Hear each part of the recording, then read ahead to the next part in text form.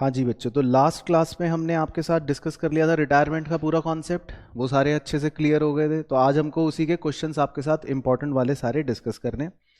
तो आप हेडिंग डाल सकते हो अपने प्रैक्टिस रजिस्टर में, प्रैक्टिस क्वेश्चंस। तो कोशिश यही रहेगी कि मैं सारे इंपॉर्टेंट इलस्ट्रेशंस अगर कोई है या क्वेश्चंस जो हैं वो सारा आपके साथ डिस्कस कर लूँगा। तो सबसे पहले पेज 6.13 पर हमारी किताब में एक दे रखा है इलस्ट्रेशन 16 दे रखा है, तो ये आप मार्क कर लेना एग्जाम के लिए, बहुत ही इंपॉर्टेंट क्वेश्चन है, 3 नंबर का क्वेश्चन। कह रहा है A B and C are partners sharing profits in the ratio 4:3:1। तो 3 पार्टनर्स है जिनका प्रॉफिट शेयरिंग रेशियो हमको दे रखा है 4:3:1। बी रिटायर्ड, अब बी चला गया छोड़कर, giving his share of profit to A and C for ₹8100। इसका मतलब ये है बच्चों कि बी जो हमें छोड़ के गया तो वो अपना शेयर हमें 8100 रुपए में देकर चला गया है। अब यहां पर यही सबसे इंपॉर्टेंट चीज है पहले तो, कि ये जो 8100 रुपए दे रखे हैं ये एक प्रकार से शेयर ऑफ गुडविल होता है जो बेसिकली बी को दिया जा रहा है। तो अब देखो लैंग्वेज क्या कह रही है और इसका इंटरप्रिटेशन इसीलिए इंपॉर्टेंट है। दोबारा पढ़ो, B retired giving his share of profit to A and C for 8100। तो बी जो है वो कह रहा है मैं देखो छोड़ के जा रहा हूं और मैं अपने हिस्सा ए को और सी को दूंगा, कितने रुपए के बदले में दूंगा? 8100 रुपए के बदले में दूंगा। तो इसका मतलब बी अपने गुडविल का शेयर 8100 रुपए लेके जा रहा है। फिर कॉमा के बाद दिया है कॉमा 3600 बीइंग पेड बाय ए, जिसमें से 3600 रुपए तो ए पे कर रहा है, एंड 4500 बाय सी, और 4500 कौन पे कर रहा है? सी पे कर रहा है। ठीक है, तो पहले मैं आपको इतने पार्ट की एनालिसिस की एंट्री दिखा रहा हूं, सिर्फ आप ध्यान से नोटिस करना। तो इतने पार्ट की आपको जो एंट्री नंबर 1 दे रखी है सॉल्यूशन में उसको आप नोटिस करना। तो जो मैंने आपको गुडविल की कॉन्सेप्चुअल एंट्री समझाई थी आपको वही एंट्री यहां दिखाई देगी। अब देखो कैसे, रिटायरिंग पार्टनर कौन है? बी। तो बी को हमने क्रेडिट कर रखा है 8100, इसका मतलब बी को 8100 रुपए मिल रहे हैं। और कौन दोनों दे रहे हैं? ए दे रहा है 3600 और सी दे रहा है 4500। तो इसीलिए आपकी एंट्री में देखो ए डेबिट हो रहा है 3600 और सी डेबिट हो रहा है 4500। तो बेसिकली पहला क्वेश्चन का जो पार्ट है वो सिर्फ गुडविल की ये एंट्री आपसे करवाना चाहता है, लेकिन उसकी लैंग्वेज जो है वो इंपॉर्टेंट है। समझ आ गया पहले? अब उसके बाद देखो आगे, वो और ज्यादा इंपॉर्टेंट है। Profit for the year after बीज रिटायरमेंट, कह रहा है बी के अब जाने के बाद, बी के रिटायरमेंट के बाद जो प्रॉफिट है ईयर का वो है 10,500। तो अब बी तो चला गया, तो बी के जाने के बाद जो ये प्रॉफिट है 10,500 ये सिर्फ किन दोनों को मिलेगा?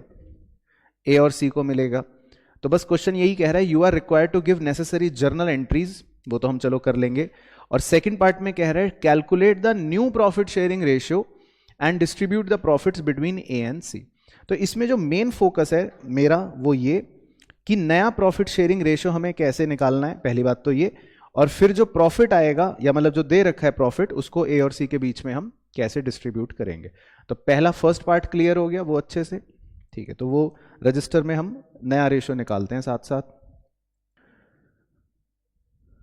तो इलस्ट्रेशन 16 का देखो मैं आपके साथ एनालिसिस करता हूं। तो 3 पार्टनर्स थे हमारे जो ओरिजिनली हमको दे रखे थे, ए बी और सी, और इनका प्रॉफिट शेयरिंग रेशियो हमको दे रखा था कितना? 4:3:1, राइट। और बी जो था वो हमें छोड़ के चला जा गया, तो यानी कि कौन चला गया हमें छोड़ के? बी चला गया छोड़ के।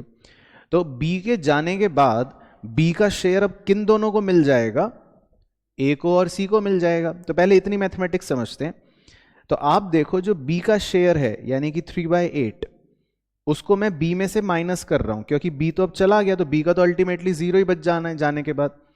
और बी का जो ये 3/8 हिस्सा है अब ये किस किस को मिलेगा? ए को मिलेगा और सी को मिलेगा। अब ए और सी को ये जो हिस्सा मिलेगा 3/8 ये आधा आधा मिलेगा, दोनों को बराबर बराबर मिलेगा या कितना कितना मिलेगा, ये इसमें सबसे बड़ा क्वेश्चन मार्क है कि जो बी का 3/8 हिस्सा है वो आप ए और सी को दोगे तो, लेकिन वो क्या बराबर बराबर दोगे या कैसे दोगे, ये इस पर मेन पॉइंट है। पहले यहां तक क्लियर हो गया? ठीक है, अब इसका हिंट हमें पता लगता है, कहां से पता लगता है? जो हमने गुडविल वाली एंट्री कर रखी होती है। अब आपने गुडविल वाली एंट्री क्या कर रखी थी? ए को आपने डेबिट करा था कितना? 3600। सी को आपने डेबिट करा था कितना? 4500। और बी को हमने कितना दिया था? 8100, राइट? अब गुडविल के कॉन्सेप्चुअल एंट्री के अंदर इस वाली जो भी रिटायरिंग पार्टनर का शेयर होता है यानी कि 8100 जो होता है, वो हम ए और सी को जो मतलब डेबिट कर रहे होते हैं वो किस रेशियो में कर रहे होते हैं? गेनिंग रेशियो में। तो बच्चे को पहले ये कॉन्सेप्ट पता होना चाहिए। तो अगर ए को 3600 रुपए मिल रहे हैं और बी को सी को 4500 रुपए मिल रहे हैं, तो आप इससे गेनिंग रेशियो निकाल सकते हो 4:5, बिल्कुल सही। तो आपको यहां से पता चलता है कि ए और सी जो हैं वो 4:5 के रेशियो में गेन कर रहे हैं, यानी कि बी का जो हिस्सा हम ए और सी को देंगे वो ए और सी को मिलेगा तो सही, लेकिन बराबर बराबर नहीं मिलेगा, वो उनको 4:5 में मिलेगा, क्योंकि उनका गेन जो है वो 4:5 के रेशियो में। तो बड़े ध्यान से देखना, मैं हरे रंग की स्याही से लिखूंगा। तो ए और सी में जो मैंने 3/8 प्लस कर रखा है, तो वो 3/8 को प्लस तो मैं करूंगा, लेकिन 4/9 से मल्टीप्लाई करके ए को दे दूंगा और 5/9 से मल्टीप्लाई करके सी को दे दूंगा। तो ये इसमें इंपॉर्टेंट चीज थी कि ए को और सी को शेयर तो मिलेगा बी का, लेकिन वो शेयर जो मिलेगा वो 4:5 में डिवाइड होने के बाद मिलेगा। क्लियर हो गया? ठीक है, तो आप ये छोटी सी वर्किंग नोट कर सकते हो, तो आपको प्रैक्टिस भी हो जाएगी और इसका आंसर हम निकाल लेते हैं कि क्या आएगा। तो ए का आ जाएगा अल्टीमेटली सॉल्व होके 48/72 और सी का आ जाएगा अल्टीमेटली सॉल्व हो गए 24/72। तो ए और सी का इसका मतलब आपको अगर नया रेशियो पूछा जाए तो क्या बन गया? 48 और 24, तो 48 और 24 हो गया 2:1। तो ए और सी का इसका मतलब जो नया रेशियो हमारा आएगा आंसर, वो आएगा 2:1। तो सबसे इंपॉर्टेंट चीज इसमें पहले तो ए और सी का नया रेशियो निकालने की थी। तो ए और सी का नया रेशियो आप देख सकते हो, किताब वालों का भी शायद 2:1 ही आ रहा होगा, राइट? फिर उसके बाद क्वेश्चन ने कहा था कि हमको प्रॉफिट की भी एंट्री करनी है, यानी कि जो एक साल बाद ए और सी को प्रॉफिट हुआ, अब वो हमें ए और सी को बांट के देना पड़ेगा। तो ये आप ऑलरेडी अपने फंडामेंटल्स में पढ़ चुके हो कि जो प्रॉफिट होते हैं उनको जब हम पार्टनर्स को देते हैं तो उसके लिए हम एंट्री करते हैं। प्रॉफिट कितना था? 10,500।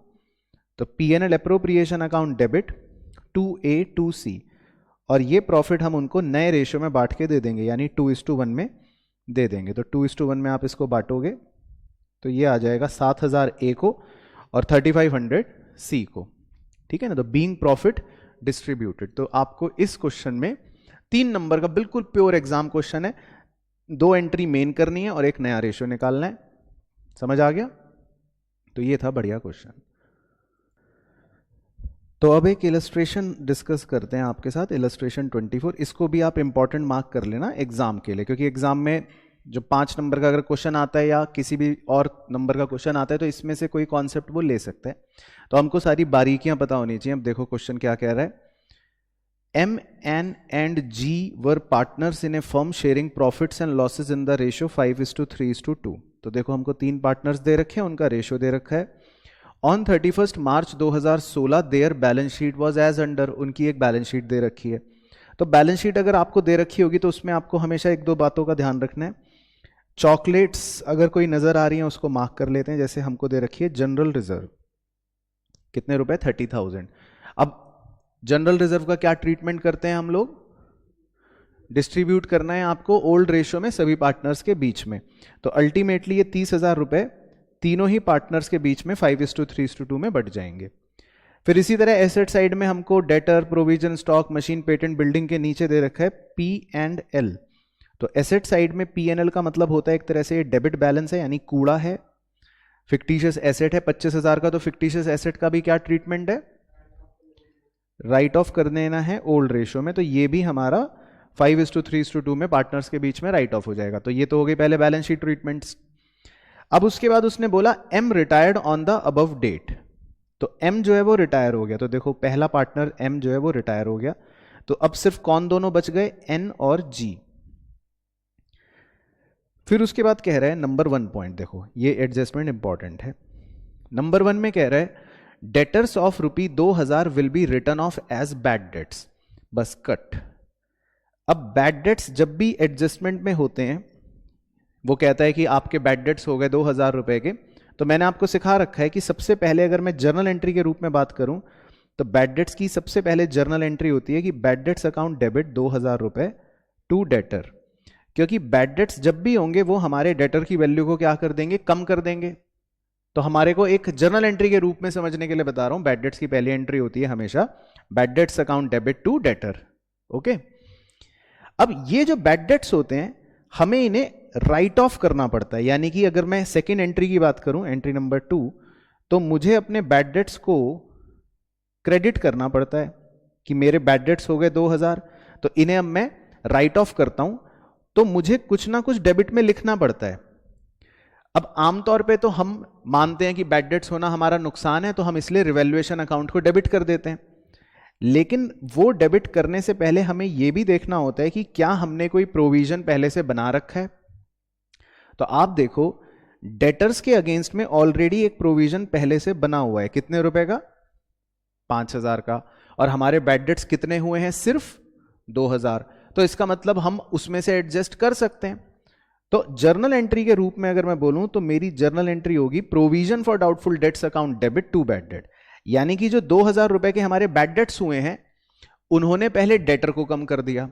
तो पहली एंट्री के इफेक्ट का मतलब यह है कि आपके डेटर्स की वैल्यू 45 से घटकर अब कितनी रह गई, सिर्फ 43। समझ आया, पहली एंट्री का इफेक्ट ये है।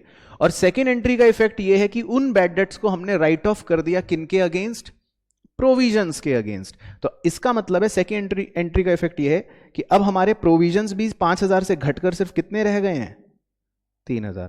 तो बेसिकली बैड डेट्स जो हुए 2000 रुपए के, उनका प्रभाव दो जगह पड़ा, एक तो डेटर्स की वैल्यू कम हो गई और एक हमारे प्रोविजन की वैल्यू कम हो गई। समझ आ गया पॉइंट।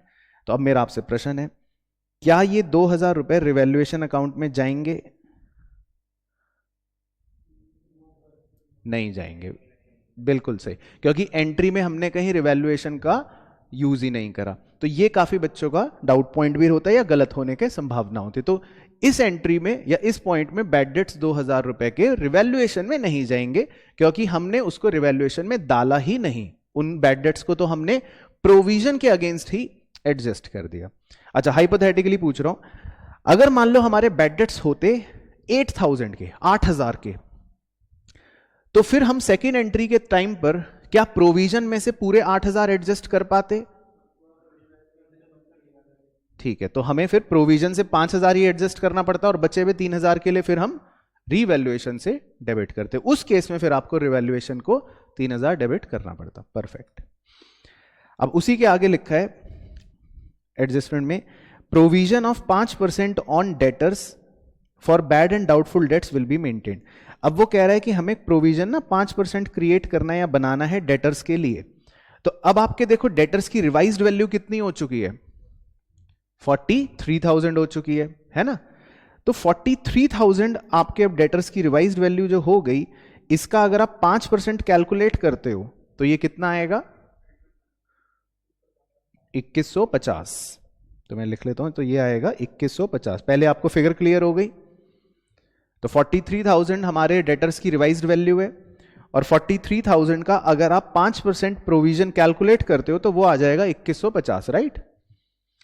तो इसका मतलब यह है कि हम चाहते हैं कि हमारा प्रोविजन 2150 का हो जाए। हम चाहते हैं हमारा प्रोविजन कितने का हो जाए, 2150 का हो जाए। और आप देखो अभी हमारे प्रोविजन में कितने रुपए रखे हैं, जो हमने अभी यहां पे लिखा था ऊपर, 3000। तो इसका मतलब हमारे प्रोविजन में अभी 3000 रुपए हैं और हम चाहते हैं वो प्रोविजन 2150 हो जाए। तो आपको इसका मतलब अपने प्रोविजन को कम करना पड़ेगा, राइट। कितने रुपए कम करना पड़ेगा, 850 रुपए कम करना पड़ेगा। तो अगर प्रोविजन की वैल्यू कम हो रही है तो यह आपके लिए फायदा होगा कि नुकसान, फायदा। Very good. तो क्या मैं ये बोल दूं कि पूरे फर्स्ट पॉइंट के एनालिसिस के बाद हमें जो बात समझ में आई वो ये कि इस पूरे फर्स्ट पॉइंट में हमारा 850 रुपए का फायदा हो रहा है। तो आप एग्री कर जाओगे, क्लियर? तो ये पूरा फर्स्ट पॉइंट अपने आप में इंपॉर्टेंट था। तो अब देखो ये एग्जाम में आ सकता है, इसका सवाल से कोई लेना देना नहीं है, ये तो किसी भी सवाल में वो पूछ सकता है, तो आपको क्लियर होना चाहिए। इसके बाद सेकंड में कह रहा है patents will be completely return of. इसका मतलब तो सिंपल है कि पेटेंट्स जो है इसकी वैल्यू 0 हो गई, तो ये आपके लिए क्या हो गया? नुकसान। And stock machine building will be depreciated by 5%, और स्टॉक को, मशीन को और बिल्डिंग को कह रहा है डेप्रीशिएट कर दो 5%, तो ये तीनों भी आपके लिए क्या हो गए? नुकसान, क्योंकि आपके एसेट की वैल्यू कम हो गई। ये तो सिंपल है। थर्ड में कह रहा है unrecorded creditor of 10,000 will be taken into account. अब हमारे को एक नई लायबिलिटी रिकॉर्ड करनी है अकाउंट के अंदर, तो ये भी हमारे लिए क्या हो गया? नुकसान। फोर्थ में कह रहा है N and G will share the future profits in the ratio 2:3। तो जो आपको पुराने कॉन्सेप्चुअल लेक्चर में सिखाया था, ये उसके हिसाब से केस 2 है, यानी कि जब आपको नया रेशो गिवन होता है पार्टनर्स का, तो अब आपको इस केस में एन और जी का नया रेशो गिवन है, ओल्ड शेयर तो आपको पहले से गिवन है, तो आपको निकालना पड़ेगा कि एन और जी ने क्या गेन करा या क्या सैक्रिफाइस करा। क्लियर हो गया पॉइंट?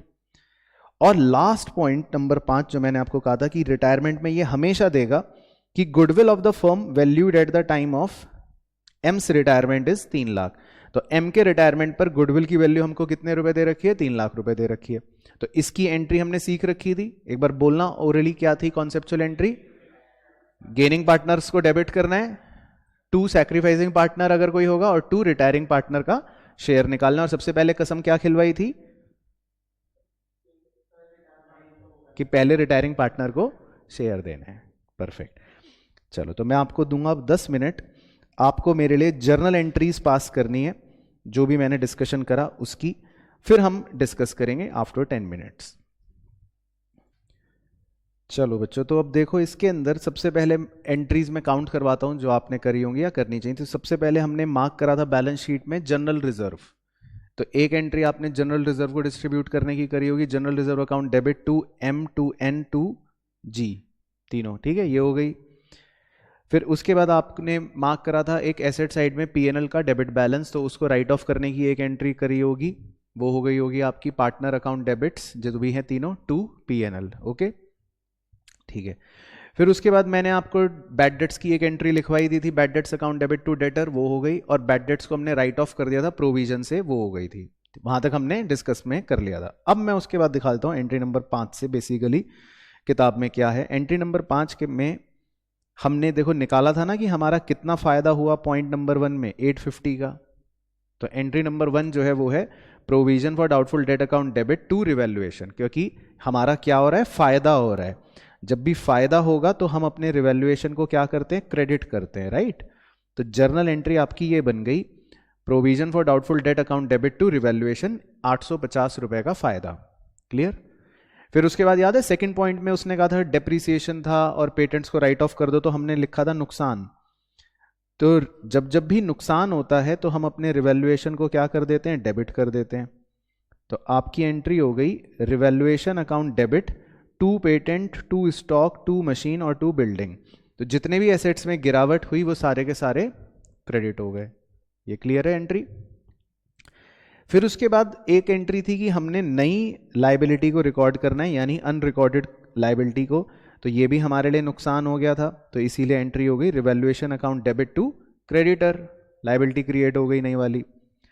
उसके बाद आपको ये निकालना है कि रिवैल्यूएशन में अल्टीमेटली फायदा और नुकसान होने के बाद नेट गेन या नेट लॉस कितना आया, तो वो आपने निकाल लिया, ठीक है। तो वो आपका आया होगा 54,150 का लॉस आया होगा, राइट?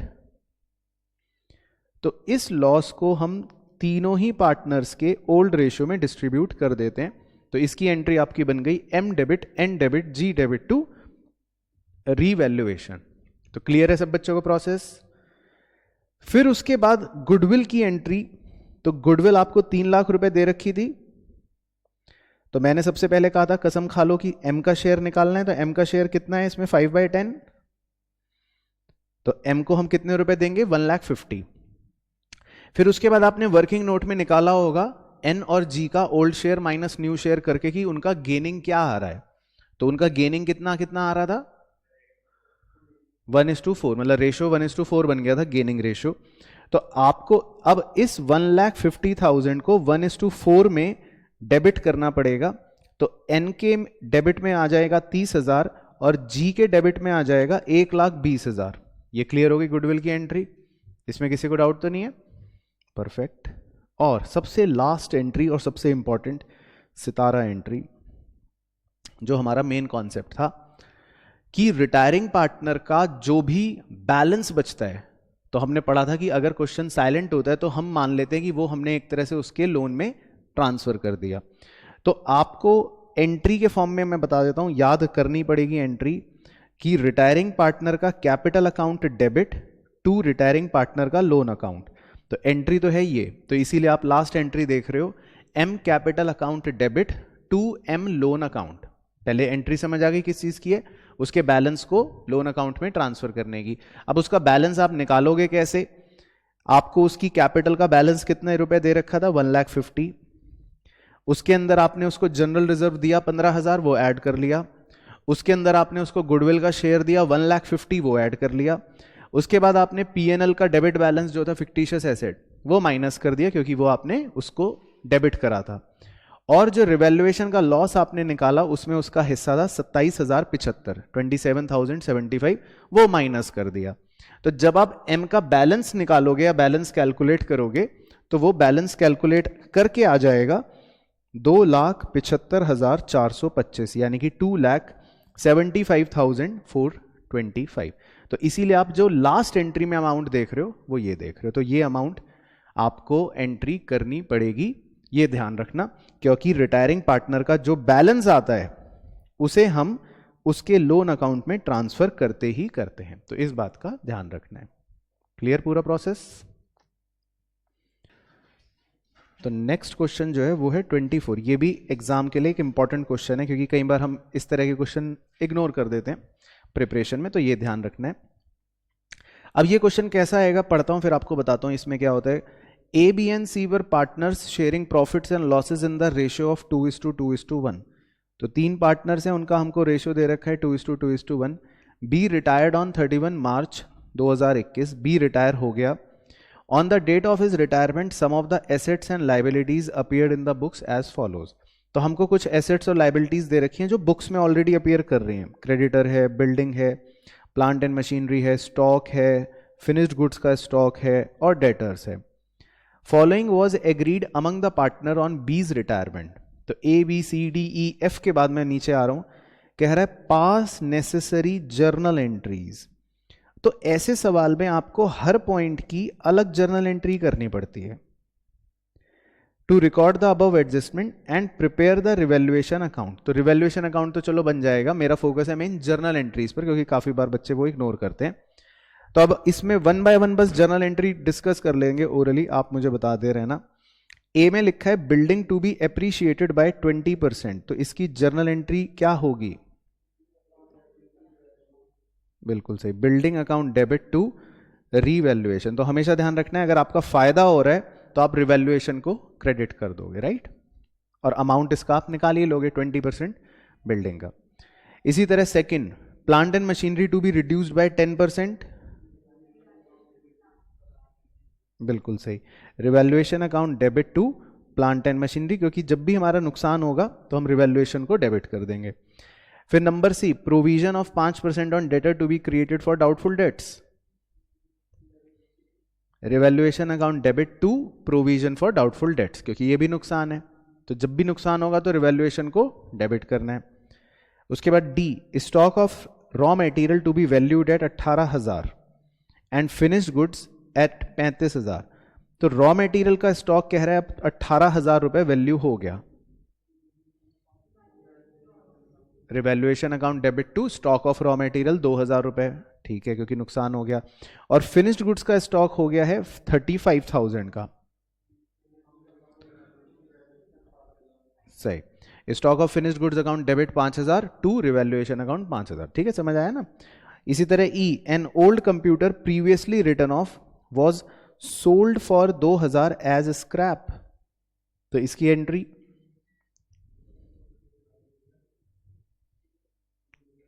नहीं, कैश डेबिट टू रिवैल्यूएशन, क्योंकि आपने कंप्यूटर बेच भी तो दिया ना। तो आपका कंप्यूटर जो है वो प्रीवियसली रिटर्न ऑफ था और उसको आपने बेच दिया, तो पहले वो हमारी बुक्स में आएगा एक एसेट, तो फायदा हो गया, तो इसलिए रिवैल्यूएशन को क्रेडिट कर रहे हैं हम। और फिर वो आपने बेच भी दिया, तो बेचने का मतलब है आपको पैसे भी मिल गए होंगे, तो इसीलिए इसमें आपको डेबिट करना है कैश को। और उसके बाद एफ, फर्म हैड टू पे 5,000 टू इंजर्ड एम्प्लॉय, फर्म को 5,000 रुपए देने पड़ेंगे अपने इंजर्ड एम्प्लॉय को, तो इसकी एंट्री हाँ आउटस्टैंडिंग दिया नहीं है, बिल्कुल सही, तो एक नई लाइबिलिटी हो गई। तो revaluation account debit to workman compensation liability भी आप यूज कर सकते हो, या आउटस्टैंडिंग लाइबिलिटी भी यूज कर सकते हो। तो बस उसके बाद तो आप कर ही लोगे, सारे फायदे नुकसान देख के जो भी आपका नेट फायदा या नेट लॉस आएगा वो आपका आंसर आ जाएगा। जैसे इस सवाल में आ रहा है गेन ऑन रिवैल्यूएशन 15,000, और अकाउंट हम उसी पे बना लेंगे। तो क्लियर हो गया। तो अगर रिवैल्यूएशन की एंट्रीज पूछेगा आपसे तो फिर हम इस फॉर्मेट में कर सकते हैं। तो अब क्वेश्चन नंबर 36 पर आप स्टार बना लो। ये भी इंपॉर्टेंट क्वेश्चन है, बड़ा क्वेश्चन है, लेकिन इसके पॉइंट्स अच्छे हैं और इसमें से कोई भी एक पॉइंट पूछ सकता है या फिर क्वेश्चन एज अ होल भी आ सकता है। अब इस क्वेश्चन में लिखा है X Y and G R partners sharing profits in the ratio 4:3:2। Their balance sheet as at 31 March stood as follows.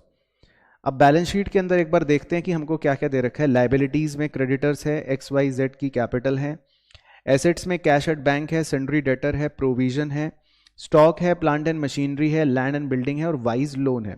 Wise loan का मतलब है एसेट साइड पे, हाँ, कि मतलब फर्म को ये लेना होगा उससे, यानी कि इस बार ये फर्म ने पार्टनर को लोन दिया है। It is basically firm has given loan to partner 20,000 रुपए। अब उसके बाद लिखा है वाई रिटायर्ड ऑन 1 अप्रैल। तो इत्तेफाक से वाई ही रिटायर हो गया 1 अप्रैल को, और फॉलोइंग एडजस्टमेंट वो तो अभी हम करेंगे। तो अब सबसे पहला प्रश्न तो यहीं पे आ गया, क्योंकि ये भी 10 में से 8 बच्चे एग्जाम तक आते आते भूल जाते हैं कि अब ये पार्टनर एक है वाई और उसका लोन हमें एसेट साइड पे नजर आ रहा है, तो इसका हमको क्या करना है? कैपिटल अकाउंट में आपको बिल्कुल सही ट्रांसफर करना है, और ट्रांसफर इसको कहां करते हैं हम? डेबिट साइड पर। यानी कि जर्नल एंट्री फॉर्म में मैं लिख देता हूं, इस 20,000 की जर्नल एंट्री है Y capital account debit to Y loan account. यानी कि वाई का लोन अकाउंट अब खत्म हो गया, यानी कि एसेट साइड से उसको हमने जीरो कर दिया, और उसको अब हम कहां पर ले गए? डेबिट साइड में, उसके कैपिटल अकाउंट में डेबिट साइड पे ले गए। तो जब आप अभी सवाल सॉल्व करोगे थोड़ी देर में और कैपिटल अकाउंट प्रिपेयर करोगे, तो वाई के कॉलम में इस 20,000 रुपए को कहां पे लिखोगे? डेबिट साइड पे। ठीक है, तो ये ध्यान रखेंगे। उसके बाद एडजस्टमेंट्स पढ़ लेते हैं, मैं सिंपल जो है वो टिक लगा लूंगा। लैंड एंड बिल्डिंग भी अप्रिशिएटेड बाय 10%, तो ये तो सिंपल है फायदा। बी, ये एक थोड़ी सी इंपॉर्टेंट होती है कई बार, provision for doubtful debts is no longer necessary since all the debtors are good. ये लाइन काफी बार एग्जाम में आती है और इंपॉर्टेंट है। कह रहे हैं सारे डेटर्स गुड, सारे डेटर्स अच्छे हैं। तो सारे डेटर्स अच्छे का मतलब है कि अब आपको प्रोविजन की रिक्वायरमेंट नहीं है। तो यानी कि जो आपको प्रोविजन ऑलरेडी गिवन दे रखा है 105 रुपए का, आप अब इस प्रोविजन को खत्म कर दोगे, इस प्रोविजन को जीरो कर दोगे। तो ये हमारे लिए क्या हो गया? फायदा। तो इस पॉइंट में आपका 105 रुपए का फायदा हो जाएगा। क्लियर हो गया पॉइंट? उसके बाद सी में लिखा है स्टॉक बी अप्रिशिएटेड बाय 20%, ये हम कर लेंगे। उसके बाद डी बहुत ही बेहतरीन पॉइंट है, यूनिक पॉइंट है, सितारा कह रहा है adjustment be made in the accounts to rectify a mistake previously committed. कह रहा है हमने पहले कोई गलती कर दी थी, अब उस गलती को हमें ठीक करना पड़ेगा। तो देखो गलती क्या हुई है पहले मैं बताता हूं। लिखा है whereby Y was credited in excess by 810। हमने गलती से वाई को क्रेडिट कर दिया 810 रुपए ज्यादा, comma while x and Z were debited in excess of 420 and 390 respectively. X को मैंने ज्यादा डेबिट कर दिया और जेड को भी मैंने ज्यादा डेबिट कर दिया 420 और 390 से रिस्पेक्टिवली। ठीक है, तो ये गलती हो गई। अब इस गलती को रेक्टिफाई करने के लिए हमें क्या करना चाहिए बताओ? ठीक है, तो y को डेबिट कर देंगे, तो एंट्री के फॉर्म में अगर लिखूं तो y को हम डेबिट कर देंगे 810 रुपए से, क्योंकि हमने गलती से y को क्रेडिट कर दिया था, और x को और z को दोनों को हमने गलती से डेबिट कर दिया था, तो उन दोनों को अब हम क्रेडिट कर देंगे। तो x को और z को क्रेडिट कर देंगे, x 420 और z 390। तो क्लियर हो गया वाला पॉइंट।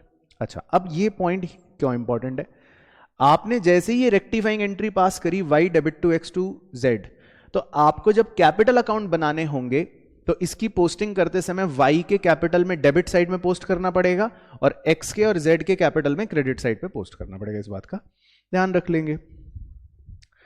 उसके बाद ई पॉइंट, ये मैंने आपको बताया था, हर सवाल में मिलेगा। Goodwill of the firm valued at 5400, ठीक है, तो फर्म की गुडविल है 5400, and Y's share of the same be adjusted to the capital account of x and z who were going to share future profits in the ratio 2:1।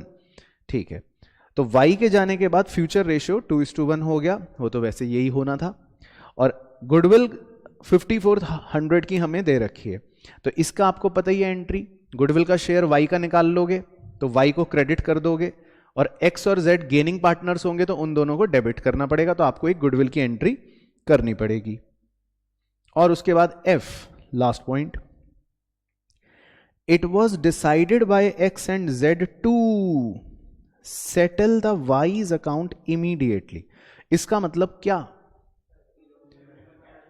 बिल्कुल सही, तो इस बार जो पैसे बचेंगे, y के बैलेंस बचेगा कैपिटल अकाउंट में, वो उसमें आप उसका लोन वोन कुछ नहीं लिखना, उसको हम क्या कर देंगे, पे कर देंगे, यानी कि कैश पे कर देंगे, तो सेटल कर देंगे। अब आपको प्रिपेयर करना है revaluation account, capital account and balance sheet of the firm after wise retirement. तो पहले आप करेंगे एक बार रिवैल्यूएशन और कैपिटल अकाउंट और बैलेंस शीट का ढांचा वांचा बना के, फिर मैं आपसे डिस्कस करता हूं 12 मिनट के बाद। तो बच्चों, आपने रिवैल्यूएशन का तो बना ही लिया अकाउंट, और उसका आंसर आपका सही आ रहा था, आप बता रहे थे 2565, ठीक है। अब मैं जो सबसे मेन इसमें चीज़ है कैपिटल अकाउंट, वो मैं आपके साथ डिस्कस कर लेता हूँ, क्योंकि उसकी पोस्टिंग्स आनी इंपॉर्टेंट है। तो कैपिटल अकाउंट के अंदर आप सबसे पहले लिख दोगे बाय बैलेंस BD, तो तीनों पार्टनर्स के आपने कैपिटल बैलेंसेस लिख लिए। फिर इसके बाद आपने जो रिवैल्यूएशन का गेन निकाला 2565, उसको तीनों पार्टनर्स में डिस्ट्रीब्यूट कर दोगे आप 4:3:2 में, तो वो आ जाएगा 1140, 855 और 570 रुपए, राइट। तो ये भी पोस्टिंग ओके हो गई। फिर उसके बाद हमने एक एंट्री जो डिस्कस करी थी पॉइंट में रेक्टिफिकेशन वाली, वो एंट्री क्या थी, मैंने कहा था उसकी पोस्टिंग करनी पड़ेगी आपको। वो एंट्री थी वाई डेबिट 810 रुपए 2x और 2z। तो आप इस पोस्टिंग पे फोकस करो जो नीले रंग से हाईलाइट कर रहा हूं। y जो है उसमें डेबिट साइड पर, और x के क्रेडिट में और z के भी क्रेडिट में। तो ये एंट्री की पोस्टिंग है वो रेक्टिफाइंग वाले पॉइंट की वजह से। तो ये क्लियर हो गई सब बच्चों को पोस्टिंग, ठीक है। फिर उसके बाद आपने गुडविल का शेयर निकाला होगा y का 5400 इंटू 3/9, तो वो आया होगा 1800, और उसमें एंट्री आपकी जो बनी आपने जो बताई x debit z debit to y, तो उसकी पोस्टिंग हो रही होगी आपकी x डेबिट 1200, z डेबिट 600 और y के अंदर 1800 रुपए क्रेडिट साइड में आ गए होंगे। तो ये जो पोस्टिंग हो गई ये हो गई गुडविल की, x debit z debit to y। ये भी क्लियर है। फिर एक कॉन्सेप्चुअल पॉइंट जो मैंने आपको बताया था कि y का लोन आपको एसेट साइड पर दे रखा है, तो उसको हमको कहां ट्रांसफर करना पड़ेगा, y के कैपिटल अकाउंट के डेबिट साइड पर। एंट्री भी लिख ली थी उसकी, तो ये 20,000 रुपए y के कैपिटल अकाउंट के डेबिट साइड पर आ गए। तो यहां तक सारी पोस्टिंग हमारी कंप्लीट हो गई। क्लियर है सब बच्चों को। अब x का आप क्रेडिट साइड का टोटल करोगे और बैलेंस निकालोगे तो वो बैलेंस आ जाएगा 12,360। z का आप क्रेडिट साइड का टोटल करोगे और बैलेंस निकालोगे तो वो आ जाएगा 6,360। ठीक है, क्लियर है। अब इसमें आप देखो, अगर y का आप टोटल करोगे और बैलेंस अगर निकालोगे तो y का डेबिट साइड का टोटल जो है वो ज्यादा आ रहा है। इसका मतलब y जो है उससे हमें लेना है, इसका मतलब ये है y का डेबिट साइड का टोटल ज्यादा आ रहा है, 20,810 आ रहा है। तो अगर आप y का बैलेंस निकालोगे तो वो बैलेंस आपका क्रेडिट साइड पर यानी कि इधर बचना शुरू हो जाएगा। तो क्या वो आपने निकाला कि कितने रुपए बचना शुरू हो गया? 9155। तो इसका मतलब इस बार उल्टा हो रहा है, यानी कि इस बार रिटायरिंग पार्टनर जो हमें छोड़ के जा रहा है, हमें उसको देने नहीं है पैसे, उल्टा उससे हमको लेने हैं पैसे। तो हमको y से 9155 लेने हैं। और क्वेश्चन ने लिखा भी था ना कि इमीडिएटली सेटल हो गया, तो हम इसमें क्या लिखेंगे? बाय कैश या बैंक, मतलब कुछ भी लिख सकते हो। तो आपको y से इसका मतलब लेने हैं। तो अगर आप इसकी जर्नल एंट्री फॉर्म में भी इसको बनाओ तो इस चीज की जर्नल एंट्री क्या बनेगी? बिल्कुल सही। तो इन केस अगर एग्जाम में जर्नल एंट्री भी पूछ ले तो आप ये जर्नल एंट्री कर दोगे। इसका मतलब हम y से 9155 रुपए लेंगे, देंगे नहीं। ठीक है, तो अगर आप किताब वालों का आंसर देखोगे तो उसमें आपको यही चीज मिलेगी। बहुत ध्यान से उनकी आंसर की सेकंड लाइन पढ़ोगे तो उसमें ये लिखा है amount paid by Y to the firm on his retirement. तो इसका मतलब इस बार वाई जो है वो फर्म को पे कर रहा है। तो आपका फंडा क्लियर रहना चाहिए कि चाहे बैलेंस कहीं पर भी बचे, हम उस बैलेंस को या तो पे कर देंगे या वाई से ले लेंगे। तो क्लियर हो गया पूरा अच्छे से? चलो परफेक्ट। तो बेसिकली आपको मैं बता देता हूं, रिटायरमेंट के अंदर इसी तरह के सवाल होते हैं। तो एग्जाम में अगर आपसे सवाल पूछेगा तो क्या क्या हो सकती है वैरायटी? या तो आपसे रेशियोज निकलवा लेगा छोटे छोटे, वो हमने कर लिया डिस्कस, या आपसे गुडविल की एंट्री करवा लेगा, वो हमने कर लिए दोनों केसेस डिस्कस, या आपसे रिवैल्यूएशन की जर्नल करवा लेगा, वो हमने कर लिया डिस्कस, या आपसे रिवैल्यूएशन अकाउंट बनवा लेगा, वो हमने कर लिया। बड़े क्वेश्चन में या फिर जर्नल करवा लेगा जैसा हमने पहला इलस्ट्रेशन डिस्कस करा, या बड़े क्वेश्चन में आपसे लेजर बनवा लेगा। तो 5 नंबर में मोटा मोटा यही करवाएगा। बाकी बैलेंस शीट आपसे बनवाने के चांस बहुत ही ना के बराबर हैं, और रिटायरिंग पार्टनर का लोन अकाउंट आपसे नहीं बनवाएगा, और रिटायरिंग पार्टनर्स की कैपिटल के एडजस्टमेंट आपसे नहीं करवाएगा क्योंकि वो आपके सिलेबस में है नहीं। तो कुल मिलाकर रिटायरमेंट में ये हैं आपके इंपॉर्टेंट सवाल।